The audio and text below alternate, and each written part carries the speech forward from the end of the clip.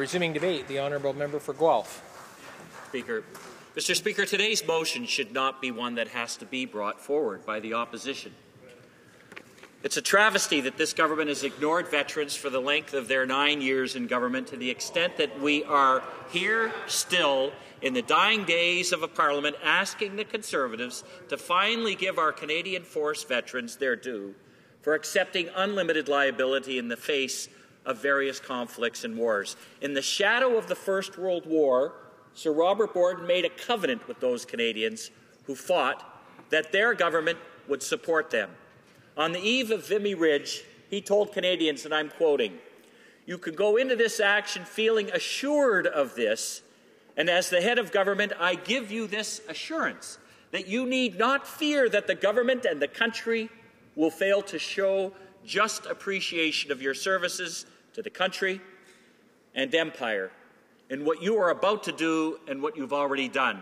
He said the government and the country will consider it their first duty to see that a proper appreciation of your effort and of your courage is brought to the notice of people at home, that no man, whether he goes back or whether he remains in Flanders, will have just cause to reproach the government for having broken faith with the men who won and the men who died.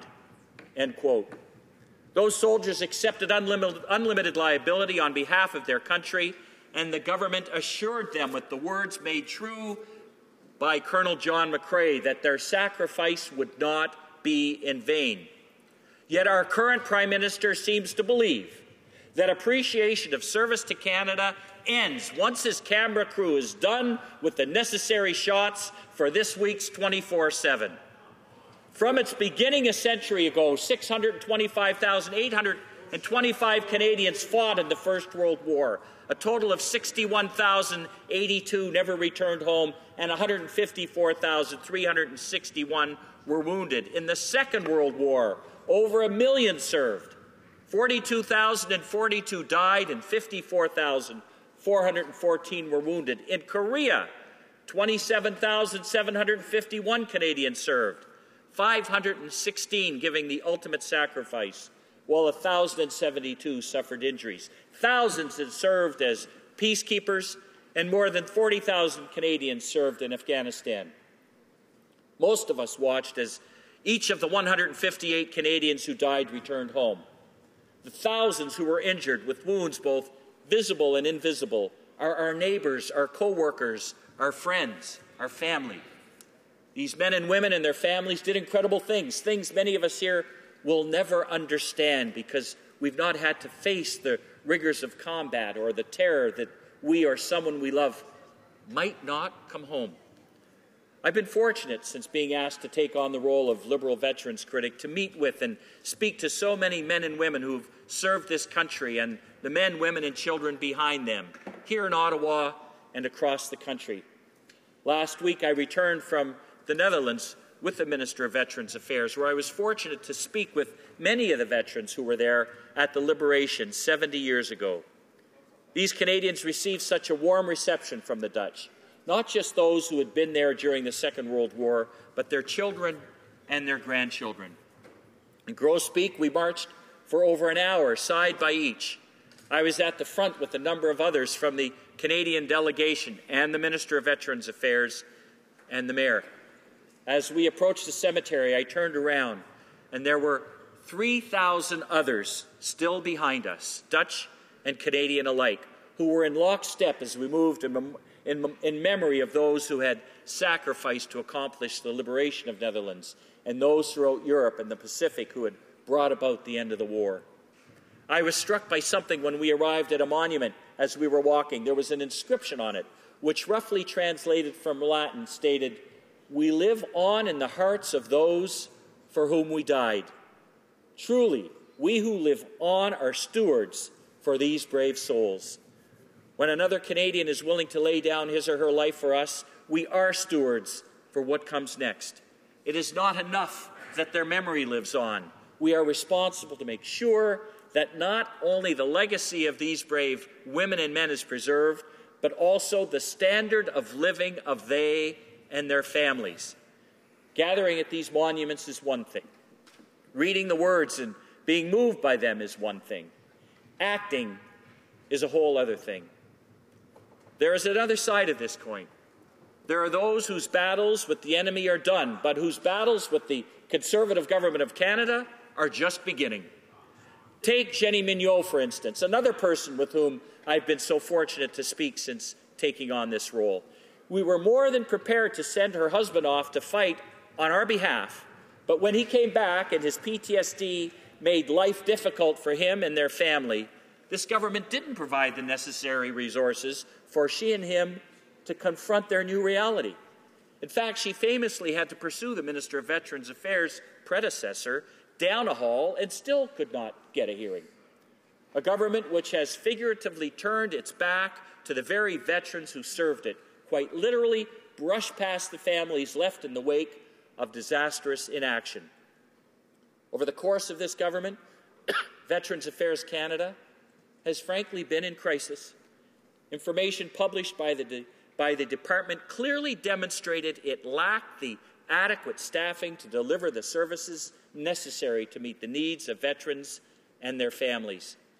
In his message introducing last year's Veterans Affairs Canada report on plans and priorities, the Minister of Veterans Affairs' predecessor himself wrote of the complex and changing needs of our veterans and that the department's processes must change for veterans in order for them to better access benefits and services. That very same report highlighted that the first risk to the department is that, and I'm quoting, the modernization of Veterans Affairs Canada's service delivery model will not be achieved as expected and will not meet the needs of veterans, Canadian Armed Force members, and their families, end quote.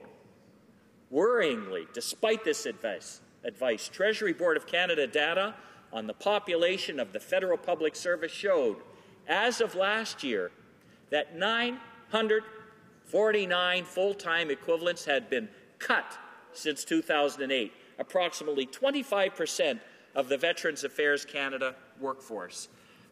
All that to say, last fall, Veterans Affairs Canada was at its lowest staffing level since 2000. They may have recently tried to replace 100 positions, but that is only a tiny fraction of the 900 frontline staff they cut, and even then, many of them are just part-time. Conservatives will try and tell you they're putting resources into new services, but there is nothing this government has done to back that up. Closing the gap is beyond them.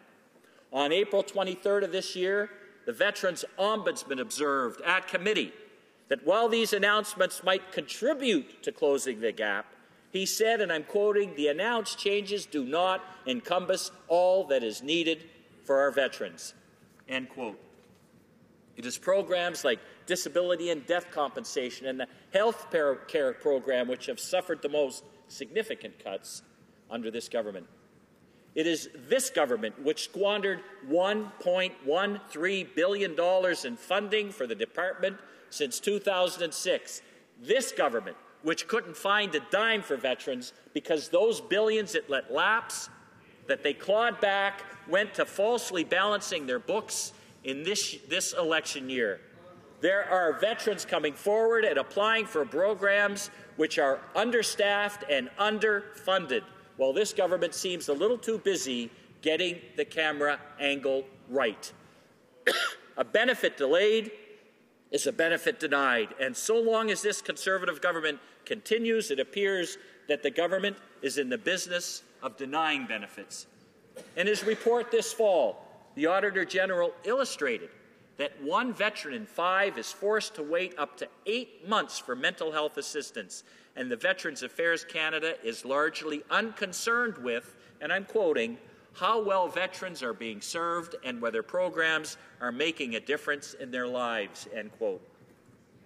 The inability to provide adequate mental health services to these veterans is a greater threat to past and present Canadian Force members than any enemies we faced recently in the theatre of battle.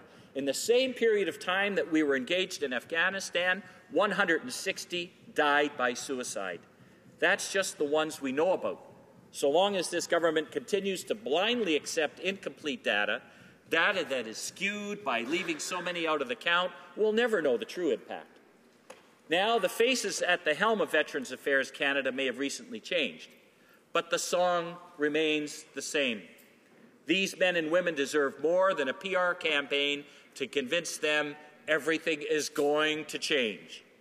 We owe a great deal to the brave men and women of the Canadian Forces who are willing to accept unlimited liability and sacrifice everything, including their lives. We owe a great deal to their families who are left behind to pick up the pieces and continue their lives without a father, mother, brother, sister, son, or daughter. This government is not delivering, and it is in large part because it does not believe it has more than a political duty to pay lip service to those very serious words of Prime Minister Sir Robert Borden, who I quoted earlier. Until it is truly willing to fully embrace that duty to veterans, that sacred covenant, nothing they do can be taken in good faith. For our part, the Liberal Party of Canada clearly indicated its support for a social covenant with Canadian veterans. At our last policy convention, Liberal members passed a resolution confirming commitment to the success of generations of Canadians who've served their country honorably as members of the Canadian Armed Forces. They know that service in the Canadian Armed Forces requires those men and women to make a personal and grave commitment to put their lives on the line on behalf of their fellow citizens, and that they may be called upon to risk their lives anywhere in the world that we in Canada deem it appropriate they do so.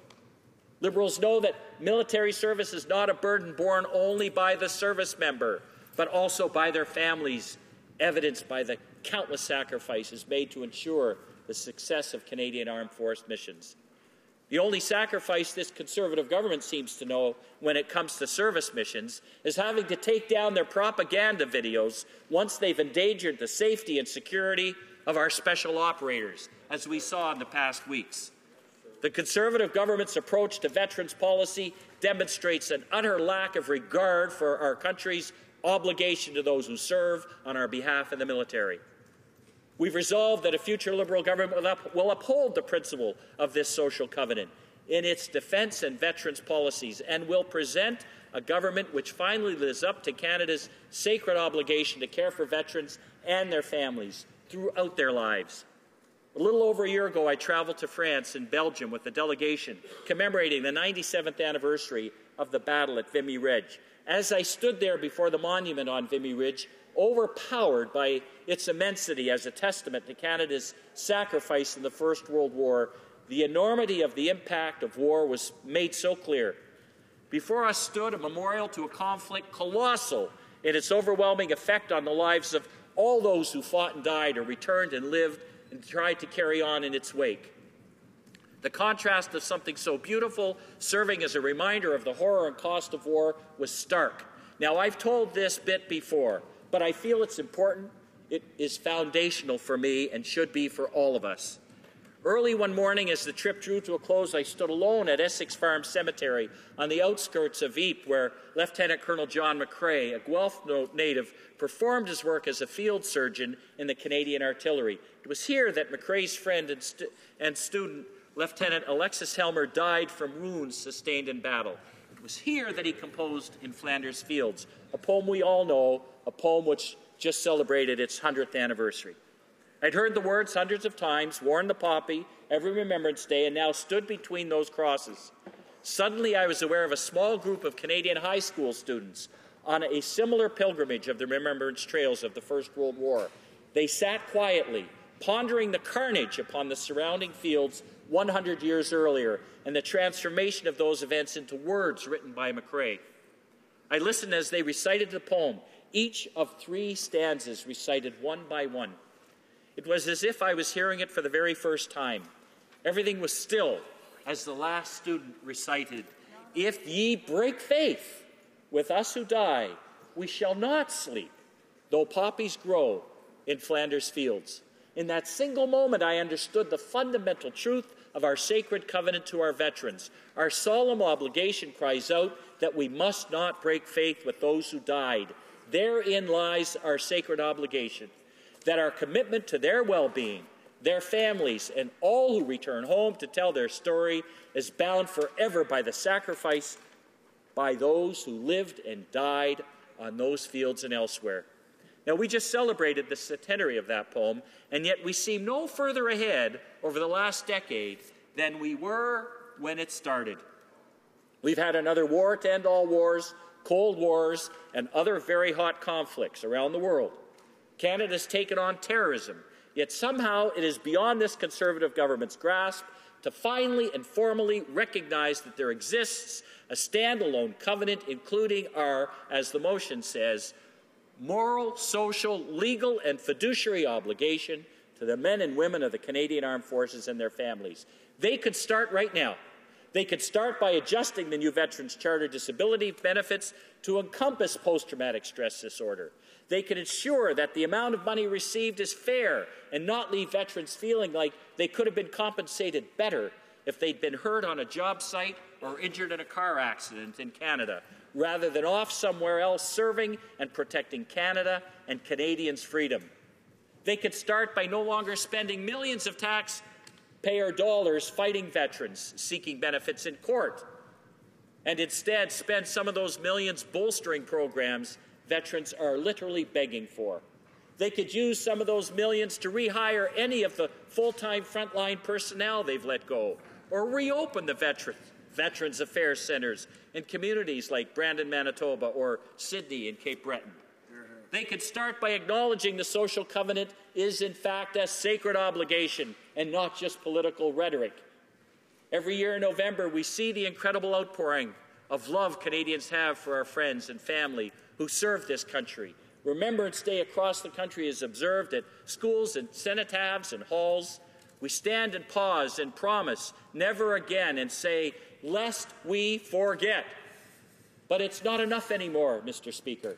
So long as veterans have to fight their government for benefits, we are forgetting. So long as veterans have to convince officials that their legs, which they lost fighting for Canada, have not grown back, we are forgetting. So long as the wife of a veteran has to chase the minister responsible for her husband's care down the hall in Parliament, we are forgetting. We are forgetting so long as we do not finally enshrine our social covenant with veterans and pay it more than lip service. It is our duty to do more than support this motion. We need to implement it. I know a Liberal government will, but certainly hope we don't have to wait until the fall for our veterans' sake. Thank you, Mr. Speaker. Yeah.